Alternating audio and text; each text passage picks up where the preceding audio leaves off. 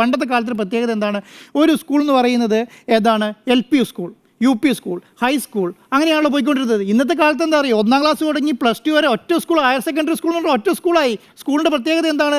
10 വയസ്സുള്ള ഒരു പയ്യൻ, അല്ല 10ാം ക്ലാസ്സിൽ പഠിക്കുന്ന ഒരു പയ്യൻ്റെ കയ്യിൽ ലഹരി കിട്ടിയെന്ന് വെക്കുക. ലഹരി കിട്ടി, അവൻ കഴിക്കുന്നത് അവൻ്റെ കൂടെ വരുന്ന 2ാം ക്ലാസ്സിലെ കുട്ടിയോ 3ാം ക്ലാസ്സിലെ കുട്ടിയോ കറിയാണ്. അപ്പോൾ അതവൻ വീട്ടിൽ പോയി പറയാതിരിക്കാൻ ഈ കൊച്ചിന് കൊടുക്കും. ഈ പറയുന്ന ശൈലി വരുന്നത് അങ്ങനെയാണ്. ആ 8ാം ക്ലാസ്സിൽ പഠിക്കുന്ന കുട്ടികളെ 9ാം ക്ലാസ്സിൽ പഠിക്കുന്ന കുട്ടിയുടെ കൂടെ നടക്കുന്നവൻ 2ാം ക്ലാസ്സിൽ അവൻ്റെ അനിയനോ അനിയത്തിയോ ആയിരിക്കും, അവനും കൊടുക്കും ഈ പറഞ്ഞ ഇത്. അതോടുകൂടി ആ കുട്ടി എന്തായി 2ാം ക്ലാസ്സിൽ പഠിക്കുന്ന 3ാം ക്ലാസ്സിൽ പഠിക്കുന്ന 4ാം ക്ലാസ്. അതാണ് ഉണ്ണി സാർ നേരത്തെ പറഞ്ഞതുപോലെ 10% അത് 10 വയസ്സിൽ താഴെയാണെന്ന് പറയാൻ കാരണം 10% ലഹരി ഉപയോഗിക്കുന്നത് 10 വയസ്സിൽ താഴെ. അത് എങ്ങനെയാണ് ഉപയോഗിക്കുന്നത്? ഇത് അറിയാതിരിക്കാൻ വേണ്ടിയിട്ട് കൊടുക്കുകയാണ്. നമ്മൾ എന്ത് ക്യാമ്പയിനാണ് കേരളത്തിലെ സ്കൂളുകളിൽ നടത്തിയിട്ടുള്ളത്? നമ്മൾ വിമുക്തി എന്ന് പറഞ്ഞിട്ട് കള്ളിനെതിരെ, മദ്യത്തിനെതിരെ വിമുക്തി, കുടിച്ചവരെ ഒഴിവാക്കാൻ വേണ്ടിയിട്ട് വിമുക്തി നടത്തിക്കൊണ്ടിരിക്കുന്ന സംസ്ഥാനമാണിത്.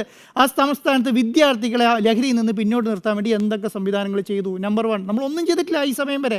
നമ്മളെങ്ങനെയാണ്, ഏതൊക്കെ ശൈലിയിൽ നമ്മൾ സോഷ്യൽ മീഡിയ ഉപയോഗിക്കണമെന്ന് വിദ്യാർത്ഥികളെ എത്ര സ്കൂളുകൾ ക്ലാസ് എടുക്കുന്നുണ്ട്? ഏതെങ്കിലും ഒരു പാഠ്യ വിഷയത്തിൽ ഇതൊരു പാഠ്യ വിഷയമായി വന്നിട്ടുണ്ടോ?